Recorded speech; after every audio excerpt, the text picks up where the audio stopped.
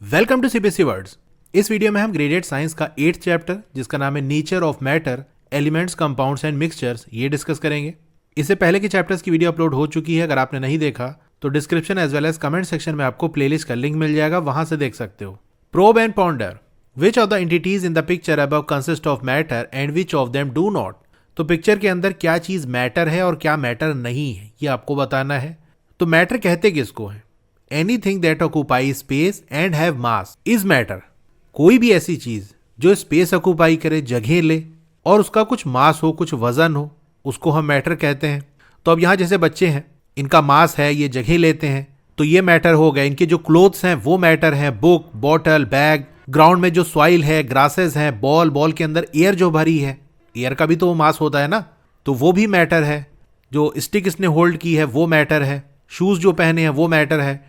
Tiffin box, trees, flowers, जो wall है, door है, ये सारा चीजें मैटर है, क्योंकि इन सब चीजों का कुछ वजन है और कुछ जगह लेती है। ये क्या मैटर नहीं है? अगर इसकी बात कर लें तो जैसे देख सकते हो, ये बच्चा यहां पर बॉल से खेल रहा है, तो प्लेइंग मैटर नहीं है, क्योंकि खेलना कोई ऐसी चीज नहीं है जो जगह घेरे और उसका मास हो। कभी किसी को ये कहते हो सुना कि आज मैंने 1 किलो गेम खेला या मैंने 2 किलो बातें की, तो बात करना, वॉक करना, प्ले करना, रीड करना, ड्रिंक करना, ये सारी जो एक्टिविटी है ये मैटर नहीं है। How can elements be combined to form a compound. किस तरीके से हम एलिमेंट्स को कंबाइन कर सकते हैं, मिला सकते हैं और मिला के कंपाउंड बना सकते हैं। How could the discovery of a compound that absorbs carbon dioxide from the air contribute to solving environmental challenges. किस तरीके से ऐसे कंपाउंड की डिस्कवरी जो कि कार्बन डाइऑक्साइड को एब्जॉर्ब करता है एयर से, वो कॉन्ट्रीब्यूट कर सकता है इन्वायरमेंटल चैलेंजेस को सॉल्व करने में। देखो, इन्वायरमेंट के अंदर कार्बन डाइऑक्साइड प्रेजेंट होती है, लेकिन अगर इसका अमाउंट ज़्यादा हो जाए तो उससे कई सारी प्रॉब्लम्स होती हैं, जैसे ग्लोबल वार्मिंग, गर्मी बढ़ जाती है, ग्लेशियर्स पिघलने लगते हैं और भी बहुत सारी चीज़ें। तो अगर ऐसे कंपाउंड्स को हम बनाएं, डिस्कवर करें जो कार्बन डाइऑक्साइड को एब्जॉर्ब करे, तो उससे किस तरीके से एनवायरमेंटल चैलेंजेस को सॉल्व किया जा सकता है। तो ये कुछ क्वेश्चन है, इसी के साथ साथ और भी क्वेश्चन इससे रिलेटेड आपके माइंड में हो तो यहाँ पर आप लिख सकते हो। तो चलिए, जब चैप्टर पढ़ेंगे तो इनके आंसर हमको मिलेंगे। क्या कभी आपने सोचा कि आपके आसपास की जो दुनिया है वो किस चीज की बनी है? जरा चारों तरफ देखो। द स्टेयरकेस यू यूज, वो सीढ़ियां जो आप यूज करते हो। द एयर यू ब्रीद, वो एयर जो आप ब्रीद करते हो। वो वाटर जो आपकी बॉटल के अंदर है। वो फूड जो आपके लंच बॉक्स के अंदर है। वो क्लोथ्स, शूज जो आप पहनते हो। वो बुक जो आप रीड करते हो। बाहर जो ट्रीज हैं, वो बॉल जिससे आप खेलते हो, यहाँ तक कि जो स्टिक आप कैरी करते हो, ये सारे ही एग्जाम्पल हैं मैटर के, जिसके बारे में आप अर्लियर ग्रेड्स में पढ़ चुके हो। You have also learned that all these things are made up of tiny particles। और अभी चैप्टर 7 के अंदर ही हम पढ़कर आ रहे हैं कि जो मैटर है वो बहुत छोटे छोटे पार्टिकल से मिलकर बना होता है। Most of the things around us are not made of just one substance, rather they are made up of 2 or more substances mixed together। अब बहुत सी चीजें हमारे आसपास ऐसी होती हैं जो सिर्फ एक सब्सटेंस की नहीं बनी होती, यानी सिर्फ उसमें एक चीज नहीं होती, बल्कि कई सारी चीजें, 2 या 2 ज्यादा सब्सटेंस मिलके वो चीज बनी होती है। Let us understand how different substances come together to form a mixture। तो चलिए समझते हैं किस तरीके से जो अलग अलग सब्सटेंस है वो एक साथ आके मिलके मिक्सचर बनाते हैं। तो हमारे पहले टॉपिक का नाम है 8.1 व्हाट आर मिक्सचर्स। ये मिक्सचर्स क्या होते हैं? क्या कभी आपने सोचा कि वो क्या चीज है जो आपके पोहा को इतना डिलीशियस, इतना मजेदार बनाती है? पोहा आपको फिगर 8.1 में मिल जाएगा। ये ऊपर वाली जो फिगर है इसमें पोहा बना है। और how to make the perfect sprout salad, और किस तरीके से हम एक परफेक्ट स्प्राउट सैलेड बना सकते हैं। स्प्राउट सैलेड में बेसिकली मूंग हो गई, चना हो गया, स्प्राउटेड, मतलब 2-3 दिन तक भिगो के रख देते हैं तो उसके अंदर से व्हाइट कलर की ग्रोथ हो जाती है, जिसको हम कहते हैं स्प्राउटिंग हो गई। साथ ही में अनियन, टोमेटो, लेमन, सॉल्ट, ये सब मिलाकर स्प्राउट सैलेड बनता है और ये काफ़ी हेल्दी होता है। तो वो क्या चीज़ है इसकी वजह से एक परफेक्ट स्प्राउट सैलेड बन पाता है या मज़ेदार पोहा बन पाता है? वाइल दीज डिशेज में seem very different, they share something in common. अब ये दोनों डिश जो है, पोहा और स्प्राउट सैलेड, ये वैसे तो काफ़ी अलग है, मतलब इनका टेस्ट भी अलग है, दिखने में भी अलग है, जो इनके अंदर मटेरियल्स यूज किए जा रहे हैं वो भी ऑलमोस्ट अलग हैं, लेकिन इन दोनों में ऐसा कुछ है जो कॉमन है। क्या कॉमन है? They are both made by mixing several ingredients.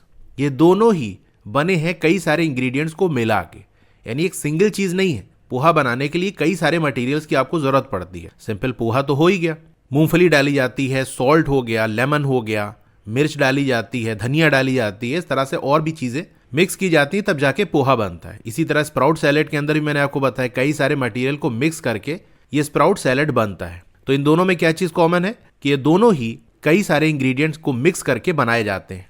We observe the mixing of substances in everyday life. हम रोजाना की जिंदगी में देखते हैं कई सारे सब्सटेंस को मिक्स करके चीजें बनाई जाती हैं। जैसे शुगर डिजोल्व की जाती है वाटर के अंदर, ये भी एक मिक्सचर है, क्योंकि दो चीजों को आपस में मिक्स कर रहे हैं ना। वाटर के अंदर शुगर डाली, हमने उसको स्पून से स्टिर कर दिया, चला के मिक्स कर दिया, डिजोल्व हो गई। तो अब जो चीज बनी उसको हम क्या कहेंगे? मिक्सचर है, क्योंकि उस चीज के अंदर शुगर और वाटर दोनों ही प्रेजेंट है, आपस में मिक्स हो गए हैं। And so are soups. इसी तरह जो सूप बनाए जाते हैं उसमें भी कई सारे मटेरियल मिलाए जाते हैं, तो सूप भी क्या हो गया? मिक्सचर हो गया। लेमोनेड, नींबू पानी। अब वाटर ले लिया आपने, शुगर ले लिया, लेमन ले लिया, इन सबको डाल के मिक्स कर दिया, तो क्या बनेगा? मिक्सचर बनेगा। When two or more substances are mixed, where each substance retains its properties, it is called a mixture. अब ध्यान से समझना, सिंपल वर्ड से मिक्सचर क्या होता है ये ऊपर वाले पैराग्राफ में हमने देख लिया, लेकिन अब प्रॉपर इसकी डिफिनीशन क्या है? जब दो या दो से ज्यादा सब्सटेंस को मिक्स किया जाता है इस तरह से कि हर एक सब्सटेंस जिसको मिलाकर कोई चीज बनी है वो अपनी प्रॉपर्टीज को रिटेन करे, यानी उसकी प्रॉपर्टी वैसे ही रहे, प्रॉपर्टी चेंज ना हो। और प्रॉपर्टी कब चेंज होती है? जब वो चीज बदल जाती है, यानी वो चीज वही रहे तो उसकी जो प्रॉपर्टी पहले थी वो अभी भी रहेगी, और अगर चीज ही बदल गई तब तो उसकी प्रॉपर्टी भी बदल जाएगी। फॉर एग्जाम्पल, पोहा के अंदर आपने लेमन डाला, तो जब पोहा खाओगे तो लेमन का जो खट्टापन है वो आपको फील होगा। आपने सॉल्ट डाला तो सॉल्ट का फ्लेवर आपको मिलेगा। ऐसा नहीं कि सॉल्ट तो नमकीन होती लेकिन पोहा के अंदर जाने के बाद वो मीठी हो गई। लेमन खट्टा होता है लेकिन पोहा के अंदर डाला तो वो कड़वा हो गया। पोहा के अंदर आपने मूंगफली डाली तो मूंगफली का जो टेक्सचर, जो बनावट दिखने में जैसे है, उसका जो टेस्ट है, जैसे पहले था, पोहा में मिक्स होने के बाद भी वो वैसा ही रहेगा। मूंगफली कुछ और नहीं बन जाएगी, काजू बादाम अखरोट नहीं बन जाएगी, मूंगफली मूंगफली रहेगी। तो जो भी चीजें आपस में आपने मिक्स की है मिक्सचर के अंदर, वो अपनी प्रॉपर्टी को रिटेन रखते हैं, यानी वो बदलते नहीं, जैसा पहले थे वो वैसे ही रहते हैं। बस आप एक साथ खाते हो तो एक मिक्स फ्लेवर आपको मिलता है, लेकिन अलग अलग चीजों का फ्लेवर आपको फील होता होगा। जब खाओगे तो लेमन का खट्टापन, सॉल्ट का नमकीन और मूंगफली का टेस्ट, पोहा का टेस्ट, ये सारा मिक्स होकर आपको मिलता है। लेकिन ध्यान दो तो डिफरेंशिएट कर पाओगे, हाँ क्या क्या चीजें इसके अंदर मिली हैं। तो ये बात याद रखना कि जो सब्सटेंस आपस में मिक्स किए जाते हैं मिक्सचर के अंदर, उनकी प्रॉपर्टी चेंज नहीं होती, वो वही रहते हैं। अभी हम कंपाउंड्स के बारे में पढ़ेंगे, वहां भी चीजों को मिक्स किया जाता है, लेकिन उसको हम मिक्सचर नहीं कहते, क्योंकि वहां पर मिक्स करने के बाद चीजों की प्रॉपर्टी बदल जाती है। मिक्स करने के बाद वो कुछ और ही बन जाता है, तो कुछ और बन गया तो प्रॉपर्टी भी बदल जाती है। ठीक है, तो इस तरीके से हम मिक्सचर और कंपाउंड्स को डिफरेंशिएट करते हैं। खैर, जब कंपाउंड्स आगे पढ़ेंगे तो ये चीज क्लियर होगी, लेकिन अभी मिक्सचर को बिल्कुल क्लियर रखना। ये दो या दो ज्यादा सब्सटेंस को मिक्स किया जाता है इस तरह से कि हर एक जो सब्सटेंस है वो अपनी प्रॉपर्टी को रिटेन रखता है, उसकी प्रॉपर्टी चेंज नहीं होती। The individual substance that make up a mixture are called its components. अब आपसे पूछ लिया जाए कि मिक्सचर के कॉम्पोनेंट्स क्या है, तो जो इंडिविजुअल सब्सटेंस है, यानी जिन चीजों को मिला के वो मिक्सचर बना है, जैसे पोहा के अंदर पोहा हो गया, मूंगफली हो गई, धनिया, लेमन, मिर्च, सॉल्ट, ये सारे क्या हो गए? पोहा के कंपोनेंट्स हो गए। तो मिक्सचर जिन चीजों से मिलके बना होता है वो हर एक चीज उसका कंपोनेंट कहलाता है। कंपोनेंट को हम पार्ट्स भी कहते हैं। The components of a mixture do not react chemically with each other. Mixture की जो कंपोनेंट है वो एक दूसरे के साथ केमिकली रिएक्ट नहीं करते, यानी कि बीच में केमिकल रिएक्शन नहीं होता। देखो, दो या दो ज्यादा चीजों के बीच में जब केमिकल रिएक्शन होता है तो उससे कुछ नई चीज बनती है। और जैसा कि अभी हमने देखा कि मिक्सचर के अंदर कुछ नया नहीं बनता, अलग अलग चीजें बस आपस में मिक्स रहती हैं। मतलब यहां पर कोई केमिकल रिएक्शन नहीं हो रहा है कि दो चीजें आपस में रिएक्ट करी और कुछ और बना दिया। In some mixtures the components like green gram, chickpeas, onion and tomato in a sprout salad are easy to see. अब कुछ मिक्सचर ऐसे होते हैं जहां पर उस मिक्सचर के जो कंपोनेंट्स हैं, जैसे हम स्प्राउट सैलेड की बात कर लें तो उसके अंदर ग्रीन ग्राम, जिसको हिंदी में मूंग कहते हैं, चिक पीस हो गया जो बड़ा वाला काबुली चना जो होता है, अनियन हो गया, टोमेटो हो गया, इन सब को आसानी से हम अलग अलग देख पाते हैं कि हाँ भैया ये चीजें अलग अलग हमको दिख रही हैं। Such mixtures where the different components are generally visible with naked eye और with a magnifying device are non uniform in nature. तो ऐसे मिक्सचर जहां पर अलग अलग कंपोनेंट्स आमतौर से विजिबल होते हैं, दिखाई पड़ते हैं कि हाँ ये देखो ये चीजें इसमें पड़ी हुई है। स्प्राउट सैलेड आप देखोगे तो उसके अंदर आपको दिखेगा हाँ ये टोमेटो है, ये अनियन है, कुछ अनार के दाने भी डाल दिए गए हैं, ये मूंग डली है, चना है। तो नेकेड आई से या फिर मैग्नीफाइंग डिवाइस से, मान लो कंपोनेंट अगर छोटा है, डायरेक्ट नहीं दिख पा रहा है, तो मैग्नीफाइंग डिवाइस का भी यूज कर सकते हो। तो उससे भी उसके जो अलग अलग कंपोनेंट्स है वो आपको दिख जाए, तो उस मिक्सचर को हम क्या कहेंगे कि ऐसा मिक्सचर है जिसका नेचर नॉन यूनिफॉर्म है। अब नॉन यूनिफॉर्म मिक्सचर के अंदर एक और चीज होती है जो कि यहां पर मेंशन नहीं है, बट इतनी इंपॉर्टेंट है कि मैं आपको बता रहा हूं। देखो, नॉन यूनिफॉर्म मिक्सचर के अंदर जो मिक्सचर के कंपोनेंट्स हैं वो बिल्कुल बराबर से मिक्स नहीं होते। मिक्स होते हैं लेकिन ऐसा नहीं कि हर चीज़ बिल्कुल बराबर से फैल गई हो, बल्कि ऐसा होता है कि अलग अलग जो कंपोनेंट है कहीं पर कम होंगे, कहीं पर ज़्यादा होंगे, एकदम इवनली डिस्ट्रीब्यूट नहीं होते, बराबर से मिक्स नहीं होते। जैसे ये आपका पोहा है, भूख तो नहीं लग रही, तो इसमें आप देख सकते हो पोहा डाला गया है, धनिया है, मूंगफली है, तो यहाँ जो कंपोनेंट्स है वो एकदम बराबर से मिक्स नहीं है। जैसे आप यहाँ ऊपर से एक चम्मच निकालोगे तो काफ़ी सारी मूंगफली आ जाएगी, और इधर साइड से अगर निकाल लिया या इधर साइड देखो एक भी मूंगफली नहीं, इधर से एक चम्मच निकालोगे तो आपको एक भी मूंगफली नहीं मिलेगी। मतलब जो इसका एक कंपोनेंट मूंगफली है वो बराबर से एकदम डिस्ट्रीब्यूट नहीं हुई है, कि हर जगह बिल्कुल फैल गई है, कहीं पर कम ज़्यादा नहीं है। आप इसको अच्छे से मिक्स भी कर लोगे ना, तब भी बिल्कुल बराबर से मिक्सिंग नहीं होगी। Can you identify a few more example of non uniform mixtures around you? अपने आसपास क्या और कोई एग्जाम्पल दे सकते हो नॉन यूनिफॉर्म मिक्सचर्स का? तो बहुत सारे हैं। जैसे फ्रूट चाट या फ्रूट सैलड बनता है, उसके अंदर फ्रूट के जो पीसेज हैं वो आपको अलग अलग दिखाई पड़ते हैं कि नहीं? तो चलिए कुछ लिखा देता हूँ मैं आपको। जैसे एक हो गया आपका, अगर हम सैंड और शुगर को मिक्स करें तो ये एक नॉन यूनिफॉर्म मिक्सचर है। यहाँ पर जो सैंड और शुगर के दाने हैं वो अलग अलग आपको दिखाई पड़ेंगे और एकदम बराबर से मिक्स नहीं होंगे, चाहे जितना आप अच्छे से मिक्स कर लो। कहीं पे थोड़ा सा सैंड ज़्यादा होगी, किसी हिस्से में शुगर ज़्यादा होगी, तो बराबर से चीज़ें मिक्स नहीं होती। फिर इसके अलावा कई सारे फूड आइटम हैं, जैसे आपका सैंडविच हो गया, पिज्ज़ा हो गया, इसके अंदर भी जो इसके कंपोनेंट्स हैं वो आपको अलग अलग दिखाई पड़ते हैं। On the other hand some mixtures have components that can not be seen separately even with the help of a microscope.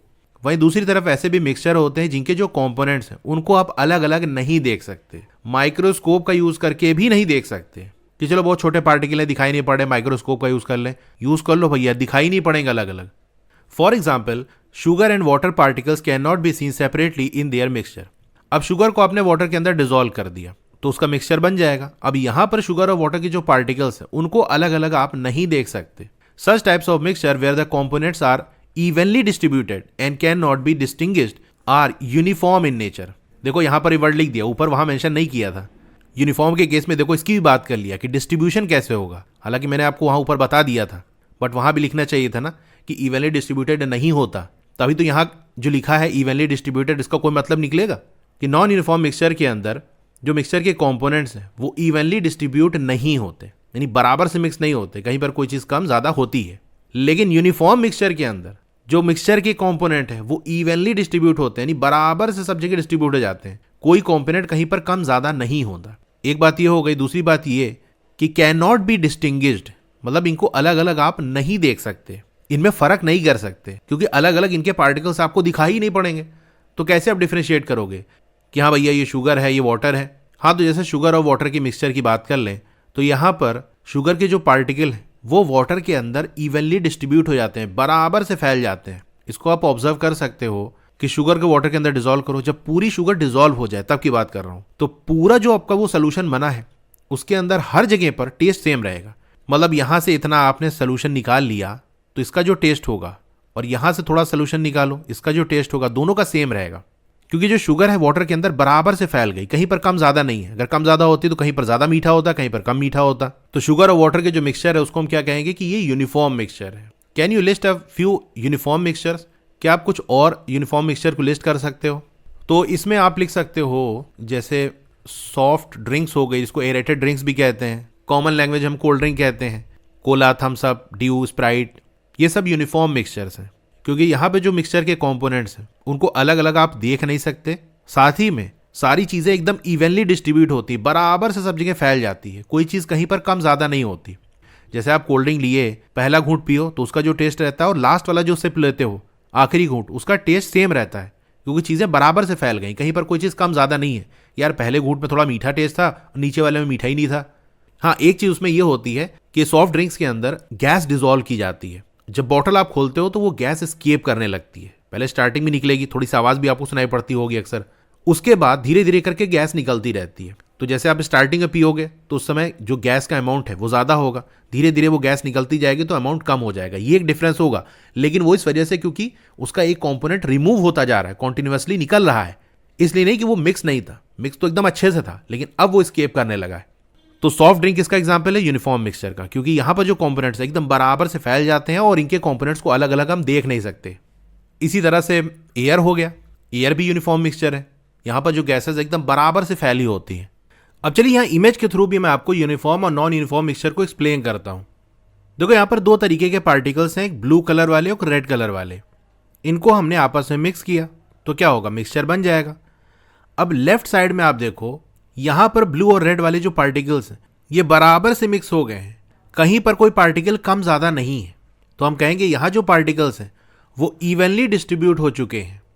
तो ऐसे मिक्सचर को हम कहेंगे यूनिफॉर्म मिक्सचर। अब राइट साइड में देखो, यहाँ पर भी रेड और ब्लू वाले जो पार्टिकल्स हैं ये आपस में मिक्स हैं, तो मिक्सचर तो है ही।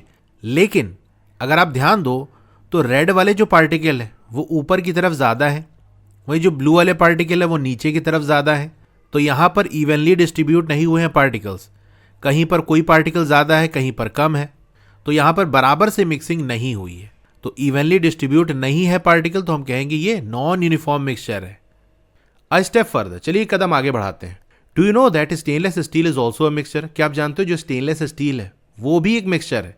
स्टेनलेस स्टील के कई सारे आइटम बनाए जाते हैं, जैसे आपका यूटेंसिल हो गया, बर्तन हो गया, इसकी इमेज बनी हुई है।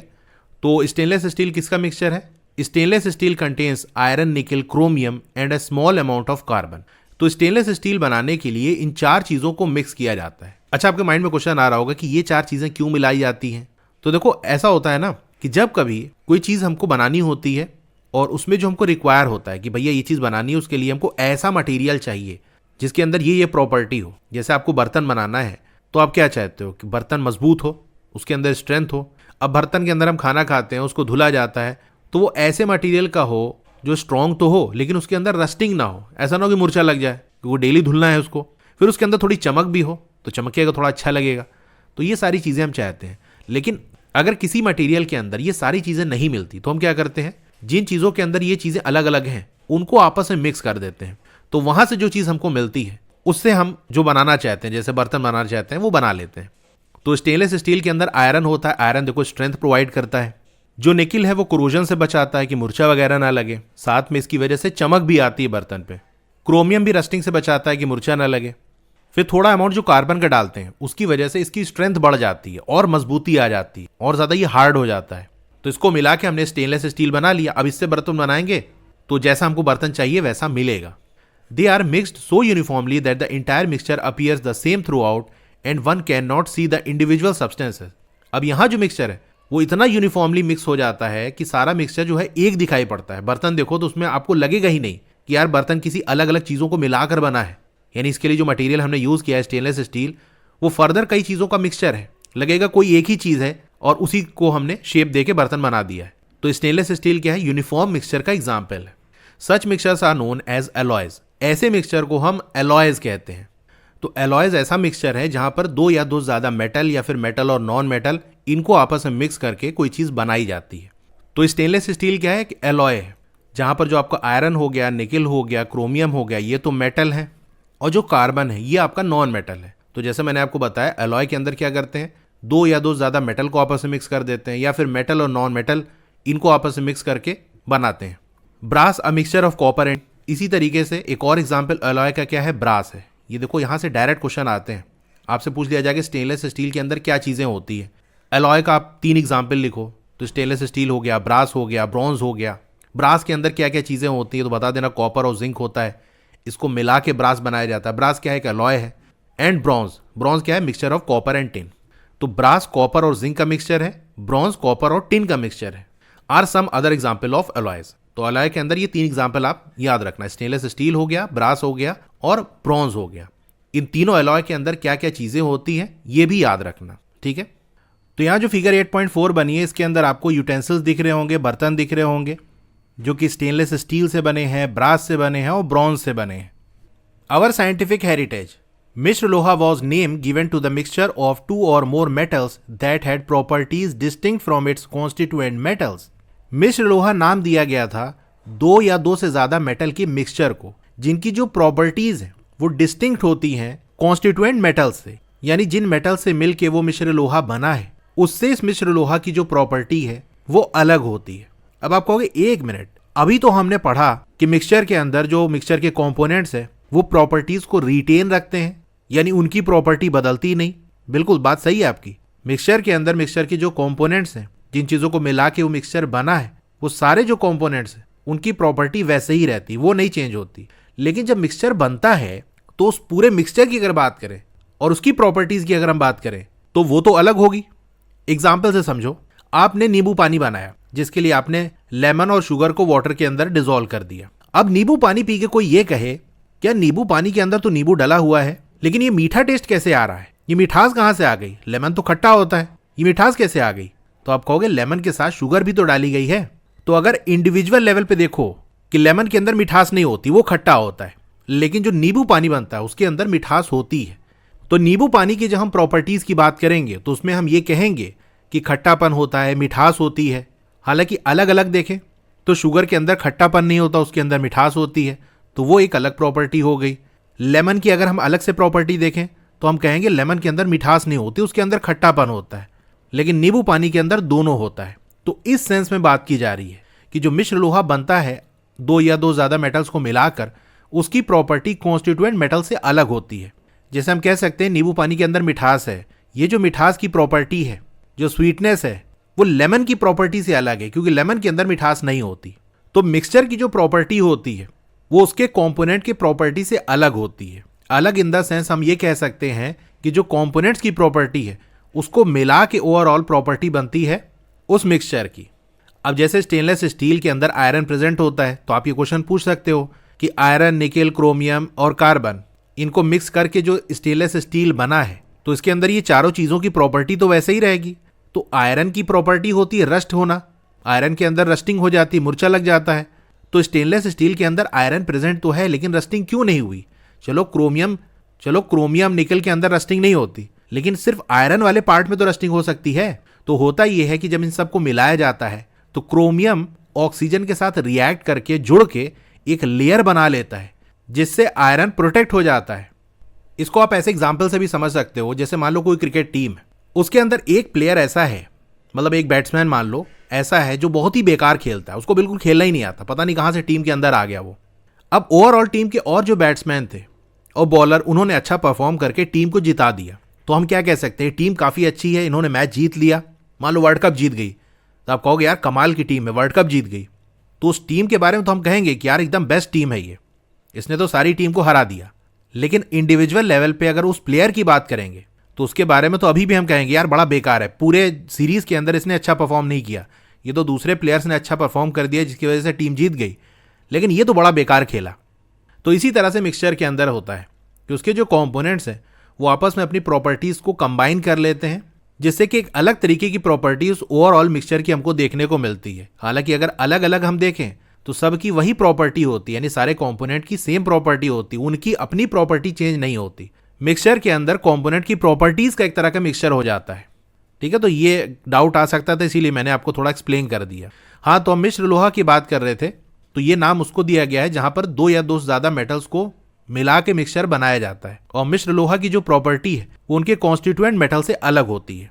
Ancient Indian text such as Charaka Samhita, Sushruta Samhita, Rasa Ratna, Samuchchaya, Rasa Jalanidhi etcetera mention the use of alloys for medicinal purposes. तो एंशिएंट इंडियन टेक्स्ट के अंदर अलॉयज के यूज के बारे में मेंशन किया गया है, और ऐसे अलॉयज जिनको मेडिसिनल पर्पसेस के लिए यूज किया जाता था। For example, bronze also known as kamsya is an alloy made up of copper. तो ब्रॉन्ज, जिसको एंशिएंट इंडियन टेक्स्ट के अंदर कमसिया के नाम से मेंशन किया गया है, ये एक अलॉय है जो कि कॉपर, जिसको तमरा कहा जाता है, ये 4 पार्ट्स ले लेते हैं, और टिन, जिसको वांगा कहा जाता है, इसको 1 पार्ट ले लेते हैं। मतलब आपको कमसिया, जिसको हम ब्रॉन्ज कहते हैं, वो बनाना है तो तमरा आपको 4 पार्ट लेना है। जैसे मान लो 4 ग्राम आपने तमरा ले लिया और 1 पार्ट यानी 1 ग्राम टिन ले लिया, तो 4:1 का रेशियो रहता है। कमसिया बनाने के लिए तमरा और वांगा का 4:1 रेशियो में मिक्सचर हम बनाते हैं तो कमसिया बनता है, जिसको ब्रॉन्ज भी कहा जाता है। हालांकि इसके अंदर थोड़ा रेशियो अलग होता है, मतलब उसी मिक्सचर की बात हो रही है। ब्रॉन्ज भी किसका मिक्सचर है? कॉपर और टिन का।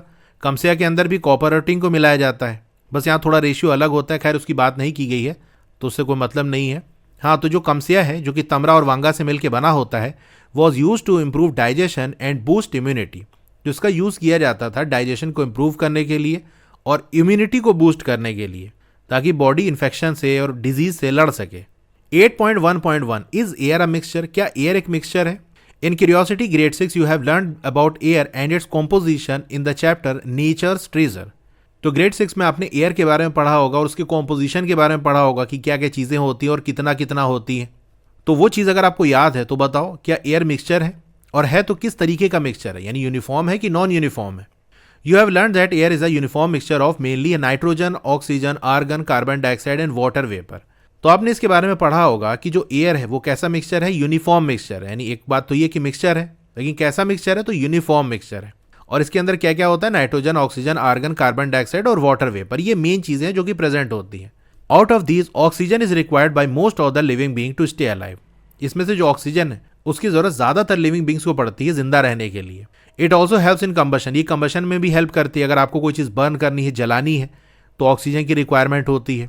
नाइट्रोजन जो कि लगभग 78% है एयर का, does not take part in combustion, ये कंबशन में पार्टिसिपेट नहीं करती। मतलब नाइट्रोजन का अमाउंट तो सबसे ज्यादा होता है, 78% है, लेकिन ये कंबशन में पार्टिसिपेट नहीं करती। इसकी वजह से कोई चीज जलती नहीं है। We also learn that air has water vapour in it, और हम पढ़ चुके हैं कि एयर के अंदर वाटर वेपर होता है। When warm air touches a cool surface, the water vapor turns into liquid water, forming tiny droplets. जब जो वार्म एयर है वो कूल सरफेस को टच करती है, जैसे मान लो एकदम ठंडी बॉटल फ्रिज से आपने निकाल के बाहर रख दी, थोड़ी देर बाद देखोगे बॉटल के बाहर के हिस्से में पानी होता है। तो बचपन में हम भी सोचते थे कि यार ये पानी कहाँ से आ जाता है, पहले लगता था शायद इस बॉटल में से निकल जाता है, लेकिन फिर ये भी क्वेश्चन आता था कि यार नॉर्मल पानी के अंदर तो ऐसा नहीं होता, ठंडे पानी में ऐसा क्यों होता है। तो वहाँ आके दिमाग चलना बंद हो जाता था कि भैया ये नहीं समझ में आ रहा है कैसे हो रहा है। लेकिन बाद में पढ़े तो चीज़ें पता चली कि एयर के अंदर जो वाटर वेपर प्रेजेंट होता है, जब वो ठंडी बॉटल के कांटेक्ट में आता है तो वो वाटर वेपर जो मतलब वेपर के फॉर्म में रहता है वो कंडेंस हो जाता है, वो लिक्विड में बदल जाता है। तो बॉटल का पानी नहीं होता, वो एयर के अंदर जो वाटर प्रेजेंट होता है वेपर के फॉर्म में वही कंडेंस करता है। Recall the experiment where you tested the presence of carbon dioxide in the air that we exhale. अब उस एक्सपेरिमेंट को आप याद करो जहां पर हमने टेस्ट किया था कार्बन डाइऑक्साइड की प्रेजेंस को, कि एयर जो हम एक्सेल करते हैं, ब्रीद आउट करते हैं, सांस से बाहर निकालते हैं, उसके अंदर कार्बन डाइऑक्साइड प्रेजेंट होती है। Let us confirm the presence of carbon dioxide in the air. चलिए कंफर्म करते हैं कार्बन डाइऑक्साइड की प्रेजेंस को एयर में, यानी एयर के अंदर कार्बन डाइऑक्साइड प्रेजेंट होता है, इसको हम कंफर्म करते हैं। तो उसके लिए एक्टिविटी करनी पड़ेगी, एक्टिविटी 8.1 लेट अस एक्सपेरिमेंट। चलो एक्सपेरिमेंट करते हैं। सेफ्टी फर्स्ट की बात कर लेते हैं। Perform this step carefully. इन स्टेप्स को आपको बहुत सावधानी से करना है। Take a glass tumbler and fill it half with water. एक कांच का गिलास ले लो, उसको आधा पानी से भर दो। Add a small amount of calcium oxide, जिसको हम क्विक लाइम भी कहते हैं, स्लोली टू इट। अब थोड़ा सा कैल्शियम ऑक्साइड उस वाटर के अंदर डाल दो धीरे धीरे। व्हाट डू यू ऑब्जर्व, आपको क्या ऑब्जर्व होगा? तो आपको ऑब्जर्व ये होगा कि जो कैल्शियम ऑक्साइड है वो रिएक्ट करेगा vigorously with water to form calcium hydroxide and releases heat. जब कैल्शियम ऑक्साइड को वाटर के अंदर डालोगे तो बहुत तेज रिएक्शन होगी, बड़ी एनर्जी के साथ, और कैल्शियम हाइड्रोक्साइड बनेगा, साथ ही में हीट भी रिलीज होगी। अब ये जो हीट रिलीज होगी इसको आप ऐसे ऑब्जर्व कर सकते हो कि जो ग्लास टम्बलर है ना उसको बाहर से टच करोगे तो आपको हॉट फील होगा। नहीं तो थर्मामीटर के थ्रू आप टेम्परेचर भी मेजर कर सकते हो कि जब आपने वाटर लिया उस समय टेम्परेचर मेजर कर लिया। फिर जब कैल्शियम ऑक्साइड डालोगे तो आप देखोगे टेम्परेचर इंक्रीज होने लगेगा। Stir continuously to make a solution of calcium hydroxide. This solution is called lime water. तो कॉन्टिन्यूसली आपको स्टिर करते रहना है, मिक्सिंग करते रहना है, ताकि जो कैल्शियम ऑक्साइड है वो अच्छे से वाटर के साथ मिक्स हो जाए। तो फिर एक सोल्यूशन बनके तैयार होता है जिसको हम कहते हैं कैल्शियम हाइड्रोक्साइड। इस सोल्यूशन को लाइम वाटर भी कहा जाता है। Filter it and observe its colour. अब आपको फिल्टर कर लेना है ताकि वो पार्ट जो कि डिजोल्व नहीं हुआ है वो सेपरेट हो जाए और हमको बिल्कुल एक क्लियर सोल्यूशन मिल पाए। तो फिल्टर करो और उसके कलर को ऑब्जर्व करो। तो जो सोल्यूशन आपको मिलेगा उसका कोई कलर नहीं होगा, यानी वो कलरलेस होगा, या आप कह सकते हो वो ट्रांसपेरेंट होगा जैसे वाटर होता है। Leave this colourless solution in a petri dish for a few hours. अब इस कलरलेस सोल्यूशन को पेट्री डिश के अंदर डाल के कुछ घंटों के लिए छोड़ दो। Keep stirring the solution at regular intervals. अब सोल्यूशन को रेगुलर इंटरवल पे आप स्टिर करते रहो, क्योंकि जो लाइम वाटर आपने पेट्री डिश में रखा है वो एयर के अंदर जो प्रेजेंट कार्बन डाइऑक्साइड है उसके साथ रिएक्ट करेगा, यानी वो कार्बन डाइऑक्साइड उसके अंदर आके मिक्स होगी। तो बराबर से वो मिक्स हो जाए, ऐसा ना हो कि सिर्फ वो सरफेस पे ही प्रेजेंट हो, इसलिए आपको उसको स्टिर करते रहना पड़ेगा। व्हाट डू यू ऑब्जर्व, आपको क्या ऑब्जर्व होगा? डज इट टर्न मिल्की, क्या वो मिल्की हो गया? The answer is yes. Calcium hydroxide यानी लाइम वाटर का जो कलरलेस सोल्यूशन था, कुछ घंटे के लिए हमने पेट्री डिश के अंदर जब रख दिया तो वो कलरलेस से मिल्की हो गया, यानी मिल्क जैसा कलर हो गया, व्हाइटिश कलर हो गया। Can you explain why the solution has turn milky? क्या आप एक्सप्लेन कर सकते हो कि सोल्यूशन मिल्की क्यों हो गया? तो रीजन आपको नीचे दिया है। You know that lime water turns milky when carbon dioxide reacts with calcium hydroxide to form calcium carbonate which is insoluble tiny white particles and water। अब आप जानते हो जो लाइम वाटर है वो मिल्की हो जाता है, यानी कलरलेस से वो व्हाइट जैसा कलर का हो जाता है जब कार्बन डाइऑक्साइड कैल्शियम हाइड्रोक्साइड के साथ रिएक्ट करती है तो। और जब ये रिएक्शन होती है यानी कार्बन डाइऑक्साइड और कैल्शियम हाइड्रोक्साइड रिएक्ट करते हैं तो फिर कैल्शियम कार्बोनेट और वाटर बनता है। अब ये जो कैल्शियम कार्बोनेट है ना, ये वाटर के अंदर डिसॉल्व नहीं होता, इनसॉल्युबल होता है और ये व्हाइट कलर का छोटा छोटा पार्टिकल होता है, नहीं पाउडर जैसा। अब वाटर के अंदर डिसॉल्व नहीं होगा तो वाटर के अंदर ऐसे ही तैरता रहेगा, इसलिए आपको वो व्हाइट कलर का दिख रहा था। वो व्हाइट कलर किसका था? कैल्शियम कार्बोनेट का था, जो कि वाटर के अंदर डिसॉल्व नहीं हुआ बल्कि उसी के साथ सिर्फ एक मिक्सचर बन गया। Since lime water turns milky when exposed to air, this activity demonstrates the presence of carbon dioxide in air। अब जो लाइम वाटर है वो मिल्की हो गया जब हमने एयर से उसको एक्सपोज किया, मतलब ऐसी जगह रखा जहां पर एयर प्रेजेंट हो। तो ये एक्टिविटी हमको ये बताती है कि एयर के अंदर कार्बन डाइऑक्साइड प्रेजेंट है, क्योंकि बाहर से हमने तो अपने से कोई कार्बन डाइऑक्साइड तो नहीं डाली, तो ये कार्बन डाइऑक्साइड आई कहां से होगी? एयर में ही रही होगी। तो देखो ऐसा कुछ होगा, कैल्शियम हाइड्रोक्साइड और कार्बन डाइऑक्साइड रिएक्ट करेंगे और कैल्शियम कार्बोनेट बनाएंगे और साथ में वाटर बनेगा। Apart from gases, have you ever observed anything else present in the air? अब एयर के अंदर गैसेज तो प्रेजेंट होती है, लेकिन क्या उसके अलावा भी कोई चीज आपने ऑब्जर्व की कि और भी कुछ प्रेजेंट हो एयर के अंदर? Have you ever notice tiny shining particles moving in a beam of sunlight entering a dark room through a small opening? एक डार्क सा रूम हो, अंधेरा कमरा हो, उसमें एक छोटा सा होल हो जहां से जो सनलाइट है वो आ रही हो। होल हो सकता है या फिर जैसे विंडो है वो थोड़ी सी खुली है या और कोई ओपनिंग है, तो वहां से जो सन की लाइट है वो उस रूम के अंदर जब इंटर करती है तो आप देखोगे उस लाइट की बीम में आपको छोटे छोटे पार्टिकल्स दिखेंगे चमकते हुए। अब जैसे यहां देख सकते हो एक रूम है, अंधेरा है और सनलाइट यहां पर एंटर कर रही है, तो इसको मैं थोड़ा जूम करता हूं तो यहां देख सकते हो छोटे छोटे आपको पार्टिकल्स दिखेंगे चमकते हुए। तो ये पार्टिकल्स क्या हैं? तो ये डस्ट के पार्टिकल्स होते हैं, यानी एयर के अंदर गैसेस के साथ साथ डस्ट पार्टिकल्स भी प्रेजेंट होते हैं। अगर आप क्लास 8 साइंस में अच्छा स्कोर करना चाहते हो तो उसके लिए मैं ओसवाल बुक्स को सजेस्ट करूंगा। ये काफी अच्छी बुक है। इसके अंदर हर चैप्टर की स्टार्टिंग में आपको इस तरह से रिवीजन नोट्स मिल जाएंगे। फिर एनसीईआरटी में जो बीच बीच में क्वेश्चन होते हैं और साथ ही में जो एक्टिविटी वाले क्वेश्चन हैं उनके सोल्यूशन आपको मिल जाएंगे। फिर जो एक्सरसाइज के क्वेश्चन है यानी कीप द क्यूरियोसिटी अलाइव, उन क्वेश्चन के सोल्यूशन। इसके साथ साथ कॉम्पिटेंसी या क्रिटिकल थिंकिंग बेस्ड क्वेश्चन भी मिल जाएंगे लेवल वाइज, जिसमें MCQs, match the column, fill in the blank, passage based questions, subjective type question और लास्ट में 2 प्रैक्टिस पेपर मिल जाएगा। अगर आपको इस बुक को परचेज करना है तो मैंने डिस्क्रिप्शन में लिंक दे दिया है। जो सेकंड लिंक है उसके थ्रू अगर आप परचेज करोगे और वहां पर मेरा कूपन कोड उस्मान10 का यूज करोगे तो आपको एडिशनल 10% का डिस्काउंट मिल जाएगा। अब चलिए एक एक्टिविटी कर लेते हैं। Activity 8.2, let us explore. Take a black sheet of paper, ensure that it is free from any visible dust particles.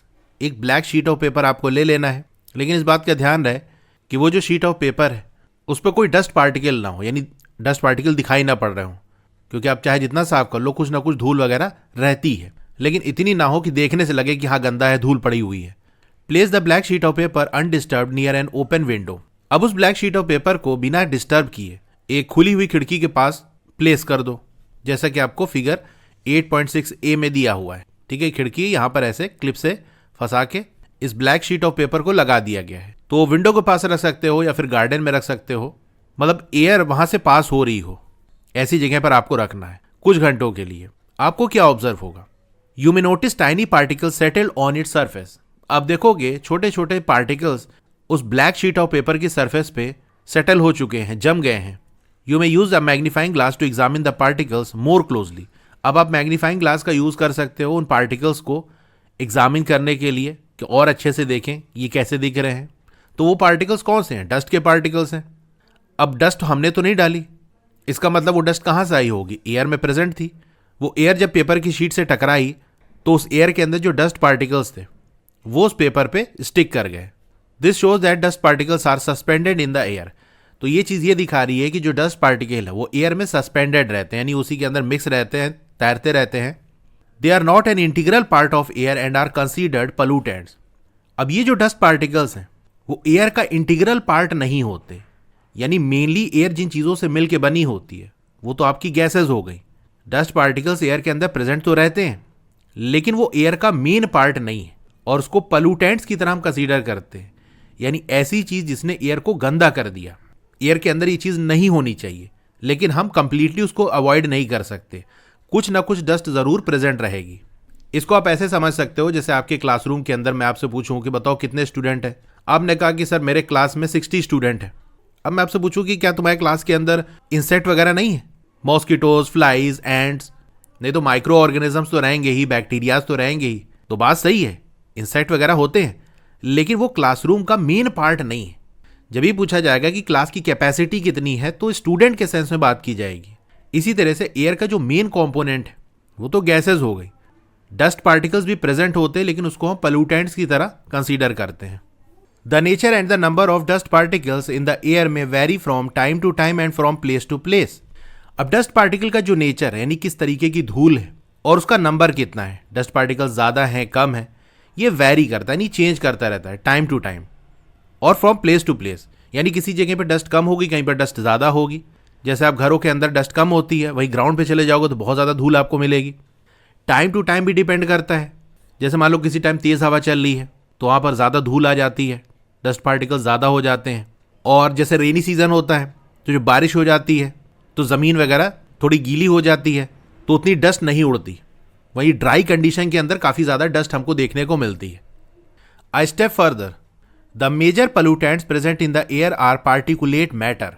अब जो मेजर पोल्यूटेंट्स हैं, यानी वो चीज़ें जो एयर को सबसे ज़्यादा गंदा करती हैं, मेनली जिनकी वजह से एयर पलूट होती है, गंदी होती है, वो होते हैं पार्टिकुलेट मैटर। पार्टिकुलेट मैटर का मतलब बहुत छोटे सॉलिड या लिक्विड के पार्टिकल्स जो कि एयर के अंदर प्रेजेंट होते हैं। तो जो मेजर पोल्यूटेंट्स एयर के अंदर प्रेजेंट होते हैं वो होते हैं पार्टिकुलेट मैटर, जिसके अंदर डस्ट आ गया, सूट आ गया। आप कहोगे ये सूट क्या है, हालांकि हो सकता है आपने पढ़ा उसके बारे में। ये ब्लैक कलर का सॉलिड पाउडरी सब्सटेंस होता है, पाउडर जैसा होता है, जिसके अंदर छोटे छोटे कार्बन के पार्टिकल्स प्रेजेंट होते हैं। अभी कार्बन पार्टिकल्स आते कहाँ से हैं? तो जब सही से कंबशन नहीं होता, कोई चीज़ सही से नहीं जलती, जैसे ऑक्सीजन कमी हो गई तो कंप्लीट बर्निंग नहीं हो पाएगी, कंप्लीट कंबशन नहीं हो पाएगा, उस केस के अंदर ये कार्बन पार्टिकल्स रिलीज होते हैं। इसी को हम सूट कहते हैं। इसको अगर आपको देखना है तो एक कैंडल लो और उसको जला के उसके ऊपर कोई बर्तन रख दो। थोड़ी देर रखने के बाद आप हटाओगे तो जहाँ पर कैंडल की फ्लेम टच कर रही थी वहाँ देखोगे तो आपको एक ब्लैक कलर का सब्सटेंस जमा हुआ दिखेगा उस बर्तन पे, वही सूट है। तो मेजर पोल्यूटेंट जो कि एयर के अंदर प्रेजेंट होते हैं उनमें से पार्टिकुलेट मैटर हो गए, जैसे कि डस्ट और सूट। साथ में कुछ गैसेस भी होती हैं, जैसे carbon monoxide, ozone, nitrogen dioxide और sulphur dioxide. The air quality index, जिसको शॉर्ट में AQI कहते हैं, is a tool use to describe the air quality. अक्सर आपने सुना होगा न्यूज़ वगैरह के अंदर दिखाता है कि दिल्ली का AQI बढ़ गया, इतना हो गया, उतना हो गया। तो बेसिकली क्या होता है, एक टूल होता है जो कि ये डिस्क्राइब करता है कि एयर की क्वालिटी कैसी है। अब बात कर लेते हैं टाइप्स ऑफ मिक्सचर्स की। You know that the term mixture in common usage refers to mixing of 2 और मोर कॉम्पोनेंट्स। आप जानते हो ये जो टर्म है मिक्सचर, ये कॉमन लैंग्वेज के अंदर हम कब यूज करते हैं? जब 2 या 2 से ज़्यादा चीज़ों को मिक्स किया जाता है तो कहते हैं मिक्सचर बन गया। The components of a mixture may themselves be mixtures. अब ऐसा भी हो सकता है कि जो मिक्सचर के कॉम्पोनेंट है वो खुद भी एक मिक्सचर हो। कहोगे ये कैसे? As in poha and sprout salad, जैसा कि पोहा और स्प्राउट सैलेड हो गया।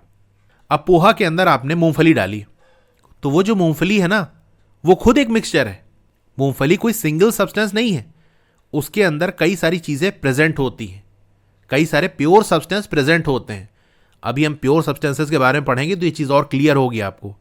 इसी तरह लेमन जूस की बात कर लें तो वो खुद एक तरह का मिक्सचर है, मतलब वो नेचुरली मिक्सचर के फॉर्म में ही आता है। आप कहोगे लेमन जूस के अंदर कुछ मिलाया तो नहीं था, मूंगफली तो सीधे ज़मीन से निकली, उसके अंदर कुछ मिलाए तो थे नहीं। तो आपने नहीं मिलाया ना, लेकिन नेचुरली वो एक तरह का मिक्सचर है।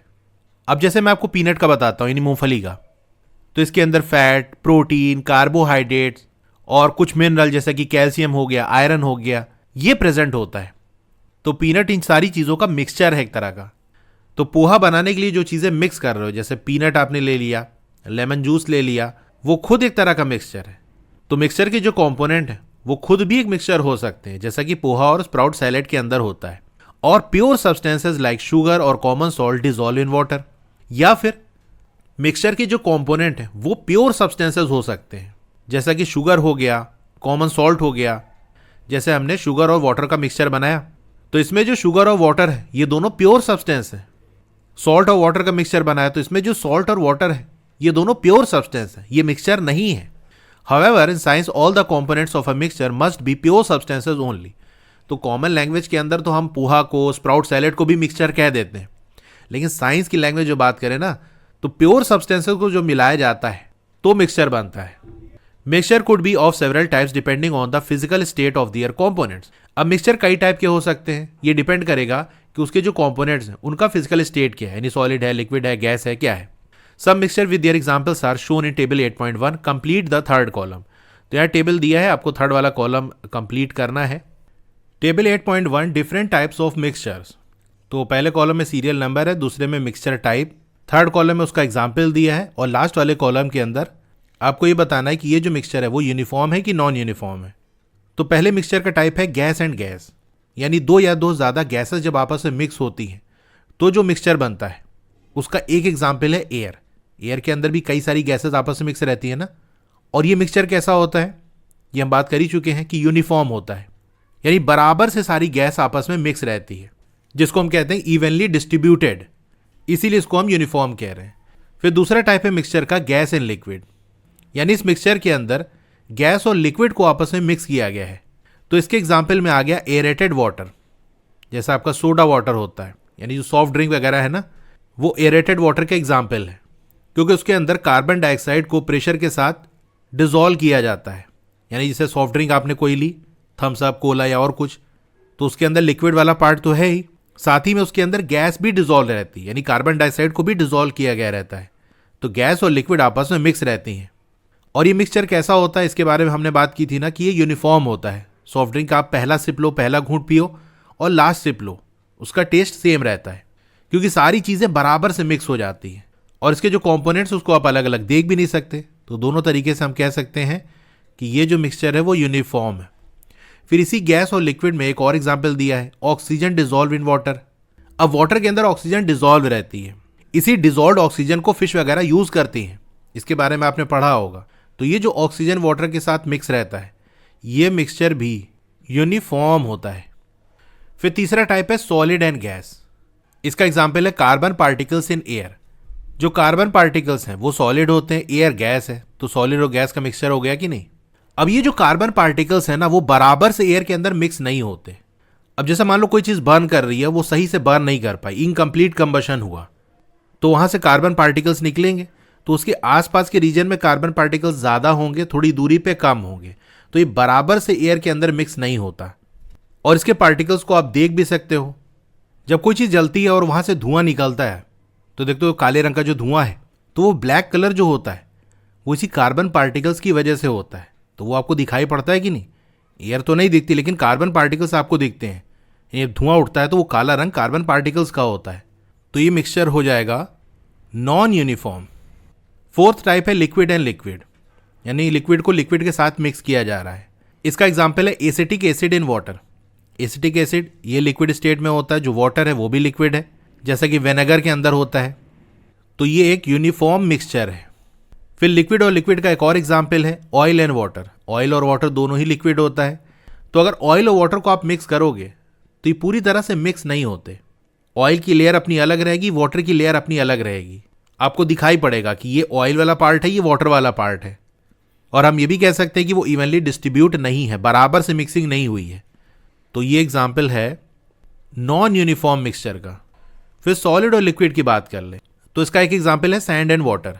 सैंड को आपने वाटर के अंदर डाल दिया तो मिक्सचर बन जाएगा, लेकिन ये जो मिक्सचर है वो यूनिफॉर्म नहीं होता, क्योंकि सैंड बराबर से वाटर के अंदर मिक्स नहीं होती। अगर सैंड और वाटर के मिक्सचर को थोड़ी देर आप रख दोगे तो जो सैंड है ना वो नीचे बैठना शुरू हो जाएगी, नीचे जमने लगेगी।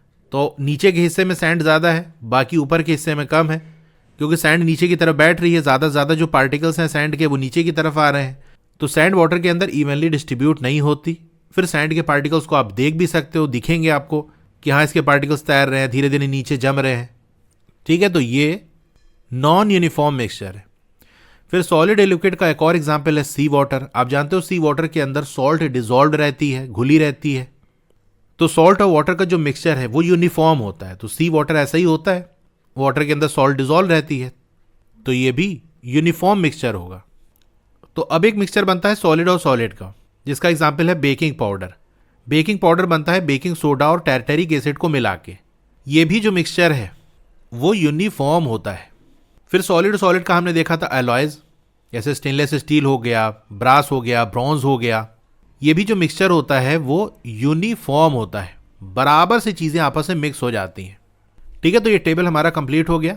You have learn in earlier grades about the separation of mixtures. आपने अर्लियर ग्रेड्स में मिक्सचर के सेपरेशन के बारे में पढ़ा है। It is done to separate the components of mixture. Separation क्यों किया जाता है? ताकि मिक्सचर के जो कॉम्पोनेंट्स हैं उनको अलग अलग किया जा सके। The examples discussed were from everyday life where separation is done to obtain the component of interest and other components are discarded. तो जो एग्जाम्पल हमने वहां डिस्कस किए थे वो रोजाना की जिंदगी से जुड़े हुए थे, जहां पर सेपरेशन इसलिए किया जाता है ताकि वो कॉम्पोनेंट जो अपने काम का है, अपने इंटरेस्ट का है, उसको ऑब्टेन कर लिया जाए, उसको ले लिया जाए, और वहीं दूसरा जो कॉम्पोनेंट है जो अपने काम का नहीं उसको डिस्कार्ड कर दिया जाए। जैसे जब चाय बनती है तो चाय बनने के बाद चाय को छाना जाता है। क्यों छानते हैं? क्योंकि जो चाय पत्ती उसके अंदर है वो अपने काम की चीज़ नहीं है, अपने को तो चाय पीना है। तो छानने के बाद जो चाय पत्ती बच गई छन्नी में, उसको डिस्कार्ड कर देते हैं, फेंक देते हैं कि अपने काम का नहीं है। अपने इंटरेस्ट की चीज़ क्या है? वो टी, जो चाय है। तो सेपरेशन इसलिए करते हैं। However, in science, the purpose of separating a mixture is to obtain pure substances. लेकिन अगर साइंस के सेंस में बात करें, वो तो जनरल बात हो गई, यानी एक जनरल हमारी लैंग्वेज के अंदर मिक्सचर होता है। किसी आम आदमी से भी जाके पूछ लो कि भैया मिक्सचर क्या होता है, तो कहेगा दो चार चीज मिला के कोई चीज बनती है तो मिक्सचर होता है। लेकिन साइंस की लैंग्वेज में मिक्सचर किसको कहते हैं? जब प्योर सब्सटेंसेस को आपस में मिलाया जाता है। इसी तरह से अगर मिक्सचर के सेपरेशन की बात की जाए तो एक आम आदमी क्या कहेगा कि भाई मिक्सचर के अंदर अगर मान लो कुछ काम की चीज़ है उसको निकाल लिए, बाकी फेंक दिया। लेकिन साइंस की लैंग्वेज में मिक्सचर की सेपरेशन की जब हम बात करते हैं तो उसका मकसद ये होता है कि प्योर सब्सटेंसेस को ऑब्टेन करना, क्योंकि प्योर सब्सटेंस को मिला के वो मिक्सचर बना है। तो जब सेपरेट करेंगे तो प्योर सब्सटेंसेस अलग अलग हो जाएंगे। ठीक है, तो ये टॉपिक आके यहाँ पर एंड होता है। आई होप सारी चीज़ें आपको समझ में आई होंगी। Thank you. क्लास 8 की और वीडियो देखना चाहते हो तो इस तरह से आपकी वीडियो चली होगी। पहले वीडियो को लाइक कर लो, चैनल को सब्सक्राइब कर लो, मोर पे क्लिक कर देना है, फिर से मोर पे क्लिक कर देना है, तो आपका डिस्क्रिप्शन ओपन हो जाएगा। यहाँ पर आपको मेरे व्हाट्सएप चैनल का लिंक मिल जाएगा, उसको ज्वाइन कर लोगे तो आपको लेटेस्ट अपडेट मिलती रहेगी। डोंट वरी, आपका नाम और फोन नंबर किसी को भी विजिबल नहीं होगा। फिर क्लास 8 की बेस्ट बुक का लिंक मैंने दे दिया है, इस लिंक पे क्लिक करके यहाँ से परचेज कर सकते हो। अब अगर आपको स्टडी मटेरियल चाहिए, जैसे नोट्स हो गया, एक्सरसाइज के सॉल्यूशन हो गया, तो मेरी वेबसाइट विजिट कर सकते हो। और नीचे आओगे तो क्लास 8 मैथ्स की चैप्टर वाइज प्लेलिस्ट मिल जाएगी। जिस चैप्टर की वीडियो देखनी है उसके साथ में जो लिंक है उस पर आप क्लिक करोगे तो उस चैप्टर की प्लेलिस्ट ओपन हो जाएगी। और नीचे आओगे तो और भी जो सब्जेक्ट्स हैं उनकी प्लेलिस्ट का लिंक मिल जाएगा। Okay, thank you.